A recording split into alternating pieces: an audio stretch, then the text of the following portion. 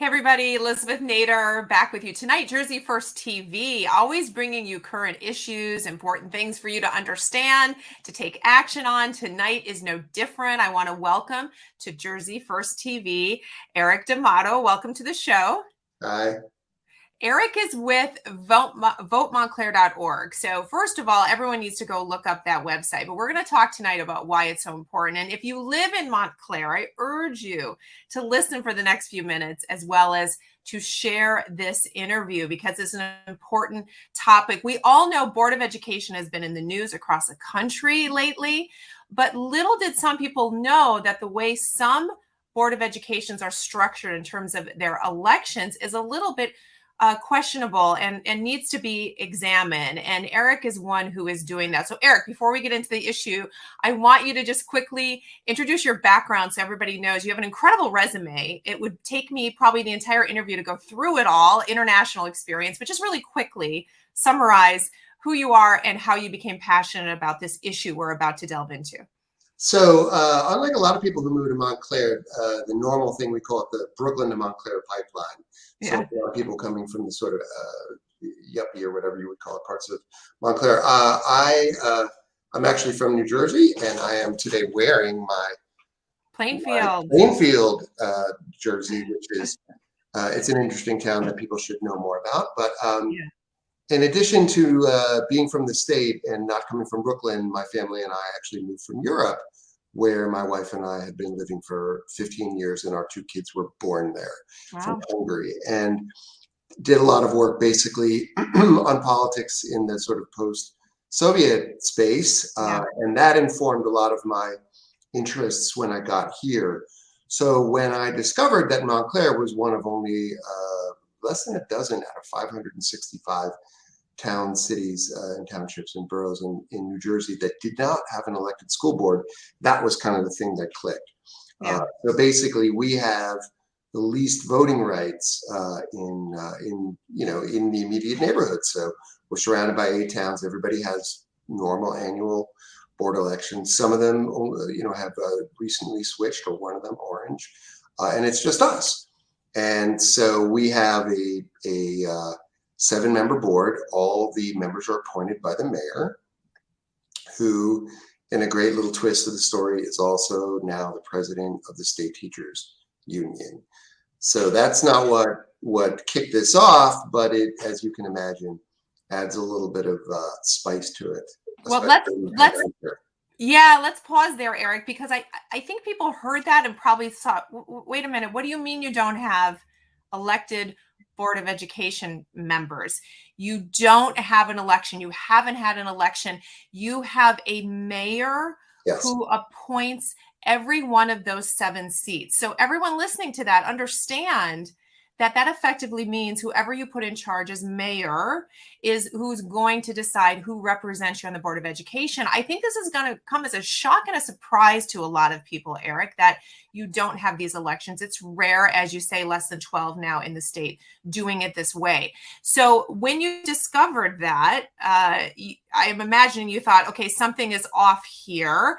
And once the pandemic hit, we know that Montclair was shut down for a very long time. So it exacerbated this issue. And as you mentioned, your mayor just happens to also be part of the NGEA, not just part of it, but president, right? So a little bit maybe of a conflict of interest. So you're looking at all of that and you say, all right, I need to do something about this. Yeah, I mean, it is not just a little conflict. I mean, it was adjudicated by the county court that he could not sit on there's a body called if you have an unelected school board, one of these towns, you usually have 2 bodies, the Board of Education on one hand, and something called the Board of School Estimate, which is like the budget approval body, which is staffed by council members and the mayor. And before he became mayor, a court already said, you just can't do that. Like a group of, citizens in town sued. So he has not been able to actually sit on a board, on the budget setting board. But in any case, I would say it's not a huge shock to people when they come here, because a lot of younger parents and people, if they're from the town, they don't realize that it's different. Yeah. They don't realize that they don't have the same voting rights as other towns. Right. And people who move here often are from other states, and they're just really busy professionals, and so they're not Sure. really clued in. So it's not a huge thing, but it's been building.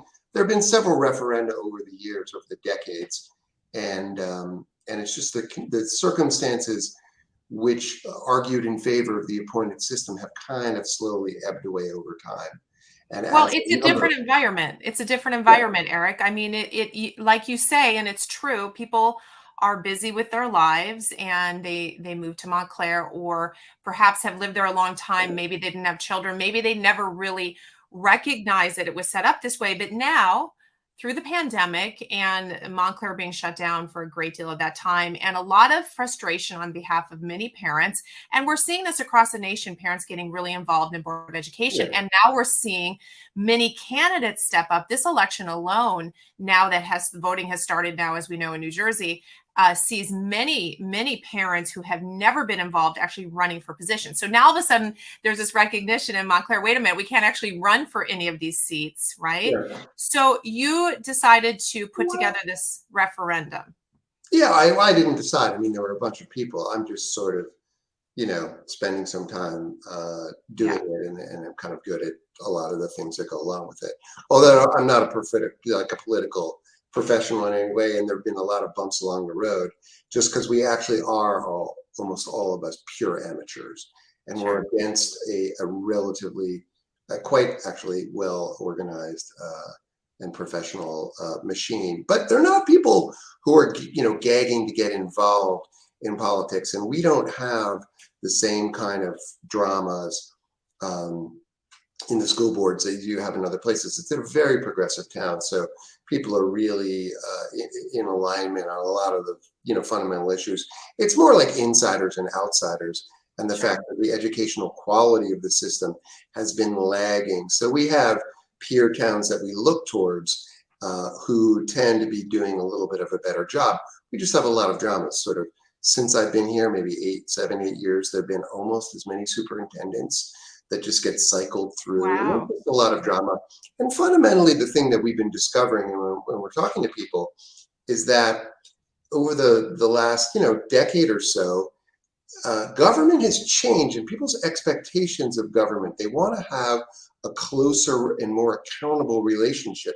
So Yeah. we have some new like council members who are really active on social media in a positive way. I don't mean like just being trying to be stars, but like answering questions. Yeah. And people's expectations for this body are just that they've changed, and now we have this body that's like it's like the College of Cardinals, and they're appointed, and all of a sudden it's like, who is this new person? And so Right. people, I think, want to have a different relationship and a different Yeah. way of doing it. Well, we know Board of Education is supposed to be non-political. It's supposed to be partisan anyway. So parents caring about it don't need to be politically minded. They simply need to be civic minded and care about what's happening with their children, regardless where they stand on certain issues. You have a great quote on your homepage, which I have to read because I think it encapsulates this really well. And it's from Diane Anglin, who is the chair of the Montclair NAACP Education Committee. And she says, quote, "This is about our kids. Maybe the system used to serve them well, but it no longer does." So this is sort of a shift in now also maybe what works. Maybe it did work for a long time, Eric, and it wasn't an issue.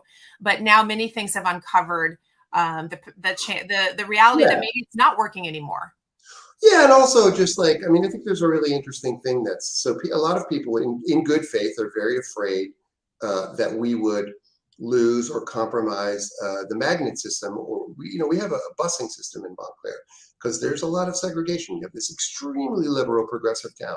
People are really, really, really trying to do the right thing, and we bus kids from one side Right. of town to the other in order to have integrated schools. And let me tell you, there's a very interesting thing. Even conservatives in town are for that, and Mm, maybe 50 years ago they weren't. People were against it. People were racist. People were, they just wanted to have their kids walking to the neighborhood school. And now there's this sort of beautiful thing where you find that even right wingers in town, I mean, there are not many, they don't argue with that system. They're in favor of integration in yeah. a weird, beautiful way, because conservatives, I've discovered, are sort of more into old-fashioned integration, as the Yeah. left has gotten more into its own weird kind of segregated world. They're just like, mix the kids up. So Yeah. things have changed, and now that's not at risk anymore. That's my belief. Well, this is one of the points. You make a few points on your site. And if anybody wants to go look at that, votemontclair.org, you lay out the argument for this referendum, which is on the ballot, everybody. So we'll remind you again at the end to go vote. But you talk about the status quo not working well, especially for those at risk or the underprivileged. Another point you make, and you alluded to this earlier, is that it is a confusing twin system of the Board of Education as well as school estimate. So how do people in town see that? Do they really understand how those two bodies work? It's very confusing, and to know the power dynamics. I always tell people that I've worked in a lot of countries that are very murky. I've done investigations on like weird companies and crime gangs, and that I'm like, that's easy to figure out. This I have no idea. No one has any idea. What we do know is that there's a lot of power plays in the background, and a normal school board that's elected, you just have 9 people. They vote on a budget, and if they can't, come to, if they either exceed the 2% cap by state law, then it goes to the voters. Unlikely to happen, but they're responsible, and then they're accountable, and it's much more transparent. Here, it's just he said, she said, and no one can figure it out. And as a result, we have schools that are actually crumbling despite these enormous tax bills. One of my children was actually injured because a wall of lockers came falling down on Oh them. my gosh. They're all right, but it was a little scary. And it's just the financial management of the system could be a lot more streamlined and straightforward. And fundamentally, if there were just people from the community, maybe some people with private sector experience, they could just give it a little nudge in the right direction. So I have to ask, because you lay out so many sort of common sense reasons why this is a good idea, and it's democracy at work, and it's transparency, accountability, it provides for change when necessary, it allows things to be more efficient. There's a lot that you could say that's fairly common sense. So it begs a question, Erik, does the opposition say, the people that don't want to change this, short of keeping status quo because there's just a reason to keep status quo? What are the arguments against this? Well, that is part of it. I'll get to that. I mean, there are a bunch of reasons. I think what's been interesting is that every time we answer one of their concerns, they come up with another one, and then they'll change. So, for example, one of the great ironies of the campaign is that the leading voice against having voting for a school board is the local League of Women Voters, which is a little weird. I say it's like the ASPCA coming out for doesn't make sense. Animals. And so they've just been giving a flurry of objections, and then they agreed that the status quo wasn't good because they thought that the mayor had a problem. So that then they suggested that the deputy mayor appoint the school members, and then that turned out to not be illegal. And then they said there could be some kind of auditioning process like America's Got Talent. That's actually not even legal. So everybody keeps changing the story, and all we say is we would like the right to vote, and we think that the schools need a little kick in the behind. Maybe. Right. That's it. It's a very straightforward thing. We just want the same normal local democracy that everybody from Bloomfield to Clifton to every other town in the state has. And we're supported by the NAACP, so we're concerned about all the equity and diversity issues as much as the other side, and they just keep changing their tune. Fundamentally, it is, I believe, mostly driven. There are good faith people involved who are on the other side, absolutely. But the real thrust is by people who have power in the system, whether formally or informally, and they just don't want to give it up. And you know what? That's normal. That's human nature. It is. When I have power, I don't like to give it up. It's okay. No one's getting shot. They just want to hold on to the power that they have, and they will twist, the truth to do that. And it's okay. That's politics. Has the NJEA weighed in on this at all? Not the mayor has said that he trusts the people of town, but given that he spent that the NJEA spent something like $300,000 getting him in last time, there are probably some checks being written, but they're not being too heavy. I'm sure this week there will be some last push that will involve stories about me having kids stacked up under my front porch like cordwood, something like that. I mean, that's the way politics is played in Jersey. It's the dirty Jersey, right? Yeah. But they have not, and they shouldn't be afraid. I believe that if we get this change, everybody will have a seat at the table. And we've been looking at our closest peer town, which is South Orange, Maplewood. They have like 3 or 4 teacher, union member teachers on their 9-member board. They have some professionals from different professions. They have diversity. It's just great. The staff people will have their voices heard. Other people will have their voices heard, and we'll have an open debate and an election. Yeah. Sounds good to me. So. Sounds very, very American and equitable and very fair.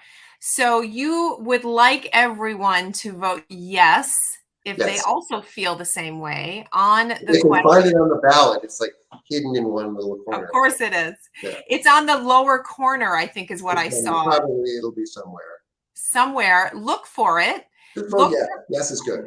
Question number 3 on your ballot to all Montclair voters, and vote yes if you believe the Board of Education should have elections. Jersey First supports what you're doing, Erik. We believe in fair elections. We believe in parents and families be represented however that looks. So we're hoping that this referendum passes.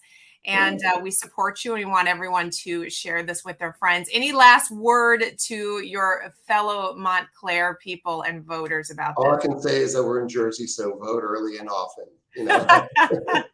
Vote early, guys. Voting already started on Saturday. So if you want change, you got to show up and vote. You can vote now until Sunday, and then nothing on Monday, and then election day is actually Tuesday, November 2nd. There's no place to vote in town early. You have to go to Cedar Grove or somewhere like that, which is also a good experience for Montclair people. Yeah. Get out of town. Yeah, that's a different experience, but that is correct. There are a few sites in each county. But if they want to wait until November 2nd, they can go usually to their own polling place like normal. So Erik, thank you so much. We wish you well on this. We'll be watching to see if it passes. And we appreciate you trying hard to bring more democracy to your town. We think that's great. Thank you so much, Erik. Thanks. All right. And to my audience,